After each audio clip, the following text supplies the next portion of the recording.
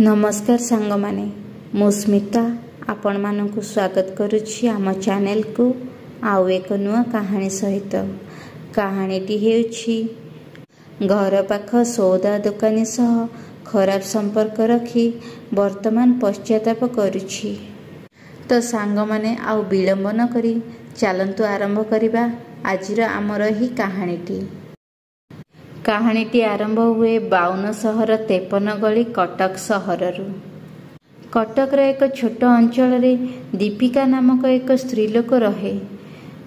तार परिवार रे ता स्वामी सूरज, ता झियो शिखा एवं से रुहंती। कहिबाकू गले ता परिवार रे ता सासु ससुर समस्ते अछंती, किंतु ता स्वामी सूरज एक बेसरकारी कंपनी रे कटक रे चाकरी करुथुवारु ताकू निज सासु ससुरंक ठारू दूर रे एवं स्वामींक सह कटक सहर रे रहिबाकू पड़े। ता छड़ा निज झियो शिखार मध्य पाठ पढ़ा पई ताकू भल सुविधा होइथाय कटक सहर रे रहिबा पई, कारण गाँ रे पाठ पढ़ार एते व्यवस्था न थाए। सासु ससुर तार चाषबास करती, तेणु करी निज कार्य धंदा छाड़ी आसी निज पुओ पाखरे रही पारती नाही।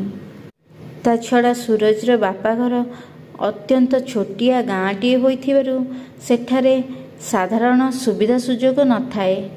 एपरिकी गोटे बैंकटीए मध्य न थाए किंबा हॉस्पिटलटीए मध्य न थाए। छोट छोट कार्य पई सेमानकु कटक आसीबाकू पड़े। सेमितिरे भी तो स्वामी कटक रे चाकरी करुछंती। बारंबार जीवा आसीबारे जे खर्च ताहा ठारू भल सेमाने सेठारे ही घर भड़ा करी रही जिबे। तेणु करी झियर पाठ पढ़ा एवं अन्यान्य सुविधा पई सेमाने स्वामी स्त्री निज झियो शिखा को नहीं कटक रे एक घर भड़ा नहीं रुहंती। सूरज निजर बापा माँ को अनेक थर कहिछि जे बापा तुम मानकर बयस होई आसिलानी, वर्तमान चाल तुमे माने मो पाखरे रहिबो। किंतु ता बापा कहती, बापा रे आमे गाँवली लोक, सहरर पानी पवन आमको पसंद आसीबो नाही। ता छड़ा निज भिटा माटी छाड़ी आमे स्वामी स्त्री दुहें जीवु कुआडे। वर्तमान आम मानक सेते बयस भी होई नाही, हाथ गोड़ मध्य चलू अछि। जेबे जाई आम पक्षे संभव हेबो आमे एहिठारे ही रहिबु एवं अल्प बहुत चाष कार्य करी दुई प्राणी आराम से चली जीवु। जेतेबेले आमर हाथ गोड़ पड़ी जीवो, आमर चलिबारे असुविधा होई जीवो, सेतेबेले तू आमको डाकिबाकू पड़िबो नाही, आमे निजे तो पाखकू चली आसीबु।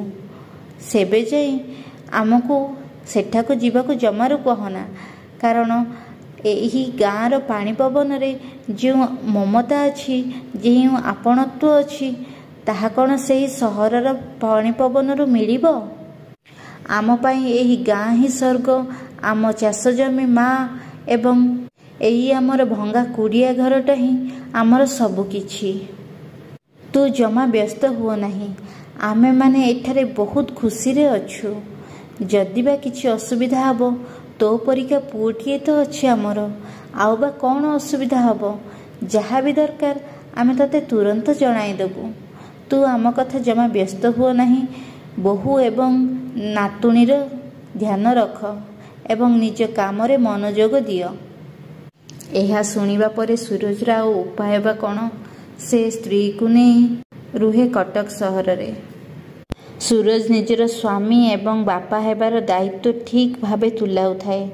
घर को जहाँ भी सौदा पत्र दरकार किंबा आवश्यकीय सामग्री दरकार सबु आनी दीपिका को जोगाई देउ थाए एवं निज झियर पढ़ार दायित्व मध्य ठीक भावे नेउ थाए। झियो शिखा को एक इंग्लिश मीडियम स्कूल रे जॉइन करे दी थाए। पाठ पढ़ा कष्ट होइथिबारु अधिकांश समय शिखा पाठ पढ़ारे समय बिताए। सकाळु ट्यूशन जाए, पुणी आसे स्कूल जाए एवं संध्यारे पुणी एक्स्ट्रा ट्यूशन जाए। तो तार अधिकांश समय पाठ पढ़ा स्कूल ट्यूशन रे बीती जाए। घरे एणे एका रही जाती माँ दीपिका। सूरजर मध्य बेसरकारी चाकरी थिबारु ताकू कठिन परिश्रम करबाकू पड़े। ता छड़ा से निज कंपनी मालिक को खुशी रखिबा पई खूब परिश्रम मध्य करे। ସକାଳୁ ଜଲ୍ଦି ଅଫିସ୍ ଯିବା ସହ ରାତିରେ ସେ ଡେରିରେ ଅଫିସ୍ରୁ ଫେରେ। ତେଣୁକରି ଯଦି କୌଣସି ସମୟରେ ଆବଶ୍ୟକୀୟ ସାମଗ୍ରୀ ଘରେ ସରିଯାଇଥାଏ, ପାଖ ତେଜରାତି ଦୋକାନରୁ ଦୀପିକା ଯାଇ ନେଇ ଆସେ। ଏମିତି କିଛି ଦିନ ପାଖ ତେଜରାତି ଦୋକାନକୁ ଯିବା ମଧ୍ୟରେ ସେଠାରେ ଏକ ପୁଅ ବସୁଥାଏ ଦୋକାନରେ। ତାହା ସହ କଥାବାର୍ତ୍ତା ହୋଇ ଦୀପିକା ନିକଟତର ହୋଇଯାଏ। ଏଣେ ଏକୁଟିଆ ମଣିଷ ଘରେ କେତେ ବା ସମୟ କଟାଇବ। ସ୍ୱାମୀ ମଧ୍ୟ ଠିକ୍ ସେ ଭାବେ ସମୟ ଦିଅନ୍ତି ନାହିଁ, କାରଣ ସେ ସର୍ବଦା କାର୍ଯ୍ୟବ୍ୟସ୍ତ ଥାଆନ୍ତି। ସେହି ତେଜରାତି ଦୋକାନରେ ଥିବା ପୁଅଟି ଦୀପିକାକୁ ଭାଉଜ ବୋଲି ସମ୍ବୋଧନ କରେ। ଆପଣମାନେ ତ ଜାଣିଛନ୍ତି ଦିଅର ଭାଉଜ ସମ୍ପର୍କକୁ ଆମ ସମାଜରେ କେମିତି ଭାବେ ଦେଖନ୍ତି। ମୁଁ କହିବା ଅର୍ଥ ଏହା ନୁହେଁ ଯେ ପ୍ରତ୍ୟେକ ଦିଅର ଭାଉଜଙ୍କ ସମ୍ପର୍କ ଖରାପ, କିନ୍ତୁ କିଛିଟା ସମ୍ପର୍କ ଏମିତି ଥାଏ ଯାହାକୁ କି ଲୋକମାନେ ଖରାପ ନଜରରେ ଦେଖନ୍ତି। ବର୍ତ୍ତମାନ ଦୀପିକା ସେହି ଦୋକାନୀ ସହ ଏଭଳି ଭାବେ ଆକୃଷ୍ଟ ହୋଇସାରିଥିଲା ଯେ ସେ କିଛି କାମ ନଥିଲେ ମଧ୍ୟ ତା ଦୋକାନକୁ ଯାଏ ଗପସପ ମାରିବାକୁ, କିଛି ଜିନିଷ ଆଣିବା ବାହାନାରେ। ବର୍ତ୍ତମାନ ସେମାନଙ୍କର ଫୋନ୍ ନମ୍ବର ଦିଆନିଆ ମଧ୍ୟ ସରିସାରିଥାଏ। ଦୀପିକା ଯିବା ସମୟରେ ବେଳେବେଳେ ଦୋକାନ ଭିଡ଼ ଥିଲେ ତାକୁ ଟିକେ ଅପେକ୍ଷା କରିବାକୁ ପଡ଼େ। ତେଣୁକରି ଦୀପିକା କୁହେ ଯେ ମୋତେ ତୁମ ଦୋକାନରେ ଅପେକ୍ଷା କରିବାକୁ ଭଲ ଲାଗୁନାହିଁ। ମୋର ଯାହା ମଧ୍ୟ ସାମାନ ଦରକାର ଥିବ ବର୍ତ୍ତମାନ ମୁଁ ତୁମକୁ ଫୋନ୍ ଯୋଗେ ଜଣାଇ ଦେଉଥିବି। ତୁମେ ନିଜ ଦୋକାନ ପିଲାକୁ ପଠାଇ ଆମ ଘରେ ଦେଇ ଆସ, କାରଣ ମୋତେ ଏତେ ଭିଡ଼ରେ ଅପେକ୍ଷା କରିବାକୁ ଭଲ ଲାଗେ ନାହିଁ। ତା ଛଡ଼ା ସେଠାରେ ଯେଉଁ ଲୋକମାନେ ଥାଆନ୍ତି ସେମାନେ ଯେଉଁ ନଜରରେ ମୋତେ ଦେଖନ୍ତି, ମୋତେ ସେଟା ଠିକ୍ ଲାଗେ ନାହିଁ। ଏଣେ ଦୋକାନୀଟି ଦୀପିକାର କହିବାର ଅର୍ଥ ଠିକ୍ ଭାବେ ବୁଝି ସାରିଥାଏ। ସେ ଜାଣିସାରିଥାଏ ଯେ ଦୀପିକା ସେହି ଲୋକଟିକୁ ତା ଘରକୁ ଆସିବାର ରାସ୍ତା ଖୋଲି ଦେଉଛି।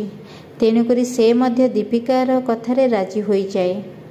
ବର୍ତ୍ତମାନ ଦୀପିକା ଛୋଟ ଛୋଟ କଥା ପାଇଁ ସେହି ଦୋକାନୀକୁ ଫୋନ୍ କରେ ଏବଂ ଘରକୁ ଡାକେ, କାରଣ ସେହି ଦୋକାନୀ ନିଜ ଦୋକାନ ପିଲାଙ୍କ ହାତରେ ଜିନିଷ ନ ପଠାଇ ନିଜେ ଆସନ୍ତି ଦୀପିକା ଘରେ ଜିନିଷ ଦେଇ ଯିବାକୁ। ଏହି ଯିବା ଆସିବା ଏବଂ ଜିନିଷ ଦେବା ନେବା ମଧ୍ୟରେ ଦୀପିକା ସେହି ପୁରୁଷଙ୍କ ସହ ଖରାପ ସମ୍ପର୍କ ରଖି ବସେ। କିନ୍ତୁ ସୁରଜର ଏସବୁ ପ୍ରତି ଜମା ଧ୍ୟାନ ନଥାଏ, କାରଣ ସେ କାର୍ଯ୍ୟକ୍ଷେତ୍ରରେ ନିଜର ବ୍ୟସ୍ତ ରହୁଥାଏ। ଏଣେ ଦୀପିକା ନିଜକୁ ସେହି ଖରାପ କାମରୁ ନିବୃତ୍ତ କରିନଥାଏ। ତାକୁ ତ ସୁବିଧା ଏବଂ ସୁଯୋଗ ମଧ୍ୟ ମିଳିଥାଏ। ତେଣୁକରି ସେହି ଦୋକାନୀ ସହ ସେ ବର୍ତ୍ତମାନ ନିରନ୍ତର ସମ୍ପର୍କ ରଖିବାକୁ ଲାଗିଲା। ପ୍ରତ୍ୟେକ ଦିନ ବର୍ତ୍ତମାନ ସେହି ଦୋକାନୀ ଦୀପିକା ଘରକୁ ଆସିବାକୁ ଲାଗିଲା। ଏହା ଦେଖି ସାହି ପଡ଼ିଶା ବନ୍ଧୁ ପରିଜନ ଟୁପୁରୁ ଟାପର ହେବାକୁ ଆରମ୍ଭ କରିଦେଲେ, କାରଣ ସମସ୍ତେ ଜାଣିଥାନ୍ତି ଯେ ଦୀପିକା ସହ ସେହି ଦୋକାନୀର ସମ୍ପର୍କ ବା କ'ଣ। ସେ ଗୋଟିଏ ଦୋକାନୀ, ଦୀପିକାର ଗାଁ ବହୁତ ଦୂରରେ। ସେ ତାକୁ ଚିହ୍ନିଲା କେବଳ ତା ଦୋକାନକୁ ଜିନିଷ ଆଣିବାକୁ ଯାଇ।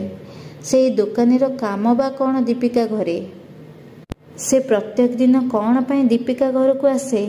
ତା ଛଡ଼ା ନିଜ ଦୋକାନ ନିଜ ବ୍ୟବସାୟକୁ ଛାଡ଼ି ଅଳ୍ପ କିଛି କାମ ପାଇଁ ଗୋଟିଏ ସ୍ତ୍ରୀ ଲୋକ ଏକା ଥିବା ସମୟରେ ଘରକୁ ଆସିବାର ମାନେ ବା କ'ଣ? ବିଲେଇ ଆଖି ମୁଜି ମୁଜି କ୍ଷୀର ପିଇଲା ପରି ଦୀପିକା ଭାବୁଥାଏ ସେ ଏବଂ ଦୋକାନୀ ମଧ୍ୟରେ ଯେଉଁ ସମ୍ପର୍କ ଅଛି, ମାନେ ସେମାନେ ଦୁହିଁଙ୍କ ମଧ୍ୟରେ ଯେଉଁ ଖରାପ ସମ୍ପର୍କ ଅଛି, ସେ କଥା ବିଷୟରେ କେହି ବାହାରେ ଜାଣିପାରିବେ ନାହିଁ। କିନ୍ତୁ ସେ ଜାଣିନଥାଏ ଲୋକ ସେମାନଙ୍କ ବିଷୟରେ କଥା ହେବା ଆରମ୍ଭ କରିସାରିଥିଲେ।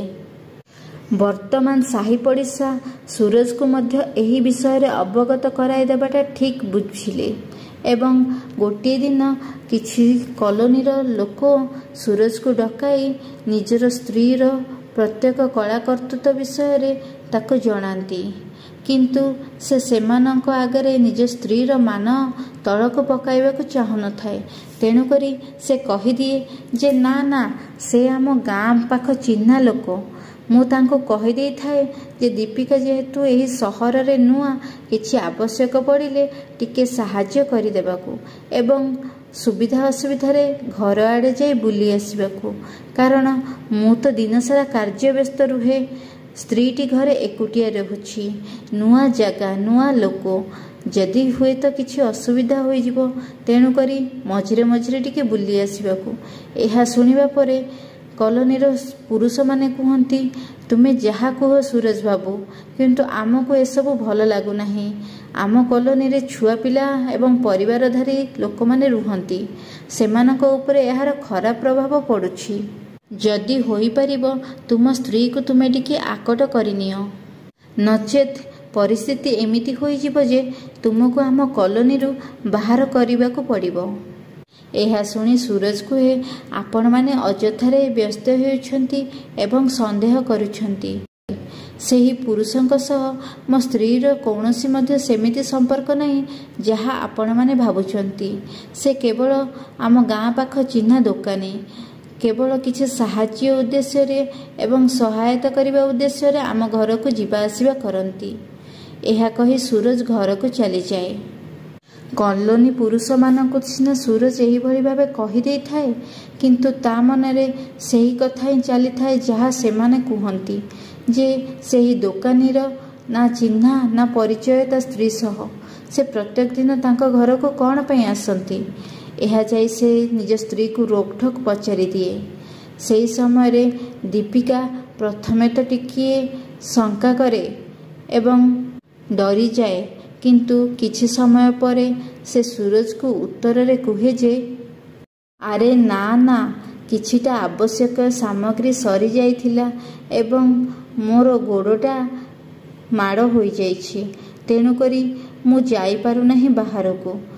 ତେଣୁ ତାଙ୍କୁ ଡକାଇ ଦେଇଥିଲି। ତା ଛଡ଼ା ସେ ଘର ଭିତରକୁ ଆସିନାହାନ୍ତି, ବାହାରୁ ବାହାରୁ ଜିନିଷ ଦେଇ ଚାଲିଗଲେ। ତୁମେ ବ୍ୟସ୍ତ ହୁଅ ନାହିଁ। ତୁମକୁ ଯଦି ତାଙ୍କର ଘରକୁ ଆସିବାର କଥାଟା ମନକୁ ପାଉନାହିଁ କିମ୍ବା ଠିକ୍ ଲାଗୁନାହିଁ, ତେବେ ମୁଁ ତାଙ୍କୁ କହିଦେବି। ସେ ଆଉ କେବେ ମଧ୍ୟ ଘରକୁ ଆସିବେ ନାହିଁ। ଏହା ଶୁଣି ସୁରଜ କୁହେ, ନା ନା, ସେ କିଛି ନୁହେଁ, କିନ୍ତୁ କଲୋନୀ ଲୋକ ବହୁତ ଖରାପ କଥାବାର୍ତ୍ତା କରୁଛନ୍ତି ଏସବୁକୁ ନେଇ।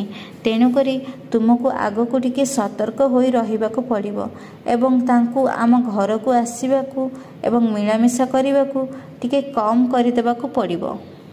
ଏହା ଶୁଣି ଦୀପିକା ସୁରଜ କଥାରେ ରାଜି ହୋଇଯାଏ ଏବଂ ଜାଣିସାରିଥାଏ ଯେ ସୁରଜର ବର୍ତ୍ତମାନ ଦୀପିକା ଉପରେ ସନ୍ଦେହ ହେବାରେ ଲାଗିଲାଣି।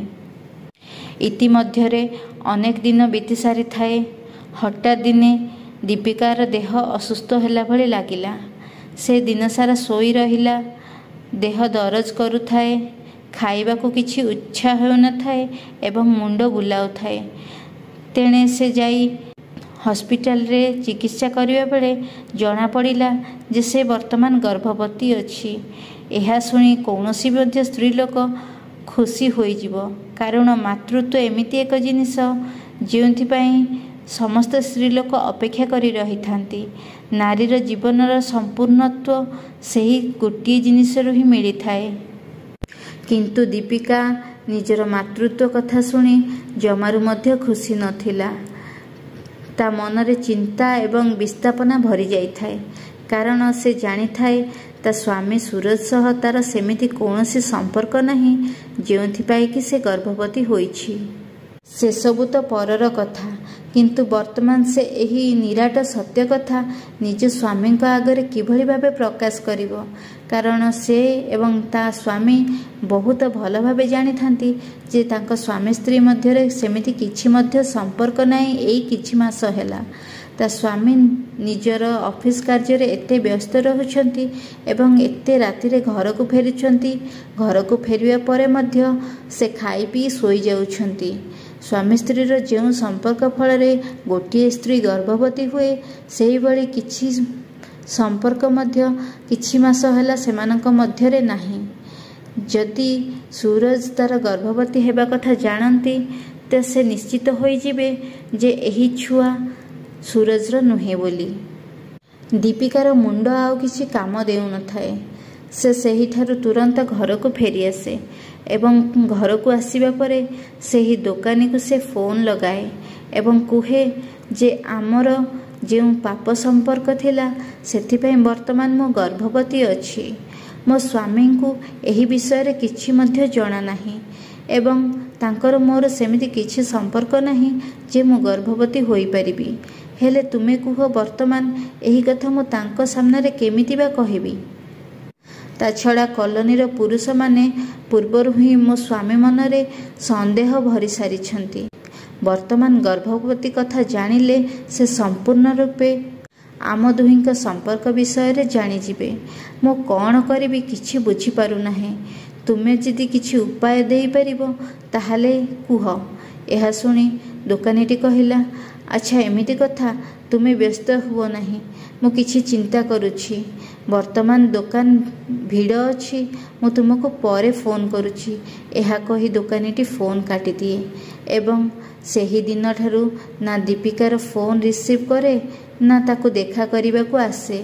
ସେ ସମ୍ପୂର୍ଣ୍ଣ ରୂପେ ପ୍ରତ୍ୟେକ ଯୋଗାଯୋଗ ଦୀପିକାଠାରୁ ବିଚ୍ଛିନ୍ନ କରିସାରିଥାଏ। ଦୀପିକା ବର୍ତ୍ତମାନ ମାନସିକ ଚିନ୍ତା ଦେଇ ଗତି କରୁଥାଏ, କାରଣ ସେ କ'ଣ ବା କରିବ ଏହି ପରିସ୍ଥିତିରେ। ଏହି ମାନସିକ ଚିନ୍ତା ମଧ୍ୟରେ ତାର ଗର୍ଭପାତ ହୋଇଯାଏ। କିନ୍ତୁ ଏହି କିଛି ଦିନର ଅସୁସ୍ଥ ମଧ୍ୟରେ ସୁରଜ ତାର ପୁରା ଧ୍ୟାନ ଦେଉଥାଏ। ତାକୁ କୌଣସି ମଧ୍ୟ କାର୍ଯ୍ୟ କରିବାକୁ ଦେଉନଥାଏ। ତାର ଔଷଧପତ୍ର, ଘର କାମ, ତା ଛଡ଼ା ତାର ସମସ୍ତ ଦାୟିତ୍ୱ ସୁରଜ ନେଇଥାଏ ଏବଂ ତାକୁ ସମ୍ପୂର୍ଣ୍ଣ ରୂପେ ଆରାମ କରିବାକୁ ଦେଇଥାଏ। ଏହା ଅଲଗା କଥା ଯେ ସୁରଜ ପ୍ରକୃତ କଥା ଜାଣିନଥାଏ ଯେ ଦୀପିକାର ଦେହ କ'ଣ ପାଇଁ ଅସୁସ୍ଥ ଅଛି। ଇତିମଧ୍ୟରେ ଦୀପିକା ମଧ୍ୟ ସମ୍ପୂର୍ଣ୍ଣ ସତ୍ୟତା ସହିତ ଅବଗତ ହୋଇସାରିଥାଏ। ସେ ଜାଣିସାରିଥାଏ ଯେ ଦୋକାନୀଟି କେବଳ ନିଜ ସ୍ୱାର୍ଥ ପାଇଁ ତାକୁ ଦେଖା କରିବାକୁ ଆସୁଥିଲା। ତା ସହ ପରକୀୟ ପ୍ରୀତି ପାଇଁ ତା ଘରକୁ ଆସୁଥିଲା। କିନ୍ତୁ ଦୀପିକାର ଅସୁସ୍ଥତା ଏବଂ ଅସୁବିଧା ସମୟରେ କେବଳ ତାର ସ୍ୱାମୀ ହିଁ ତାର ନିଜର ହୋଇପାରିଲେ। ତାର ଦେହର ସମ୍ପୂର୍ଣ୍ଣ ଯତ୍ନ ନେଲେ ଏବଂ ତା ପଛରେ ଛାଇ ପରି ରହିଲେ। ତେଣୁକରି ଯେଉଁ ସ୍ତ୍ରୀ ଲୋକମାନେ ନିଜ ସ୍ୱାମୀର ଭଲ ପାଇବାକୁ ଛାଡ଼ି ଅନ୍ୟ ପରପୁରୁଷ ପାଖରେ ପରକୀୟ ପ୍ରୀତିରେ ମାତି ରୁହନ୍ତି, ସେମାନେ ସେଥିରୁ ନିବୃତ୍ତ ରହିବା ଦରକାର। ସ୍ୱାମୀ ଯଦି କୌଣସି କାରଣରୁ ତୁମକୁ ସମୟ ଦେଇପାରୁନାହାନ୍ତି କିମ୍ବା କାର୍ଯ୍ୟବ୍ୟସ୍ତ ରହୁଛନ୍ତି, ସେଠାରେ ତୁମକୁ ହିଁ ଦୁଇ ପାଦ ଆଗକୁ ବଢ଼ାଇବାକୁ ପଡ଼ିବ ଏବଂ କିଛିଟା ମିଠା କଥା ଏବଂ କିଛି ସମୟ ଅତିବାହିତ କରି ତାଙ୍କୁ ନିଜ ଆଡ଼କୁ ଟାଣିବାକୁ ପଡ଼ିବ। ଏହା ନକରି ଯେଉଁମାନେ ପରକୀୟ ପ୍ରୀତିରେ ମାତନ୍ତି, ସେମାନେ ଦୀପିକା ପରି ଅସୁବିଧାର ସମ୍ମୁଖୀନ ହେବାକୁ ଡେରି ହୋଇନଥାଏ। ତ ସାଙ୍ଗମାନେ, ଆଗକୁ ଦେଖାହେବ ଆଉ ଏକ ନୂଆ କାହାଣୀ ସହିତ। ସେତିକ ଯାଏଁ ମୋତେ ବିଦାୟ ଦିଅନ୍ତୁ। ନମସ୍କାର।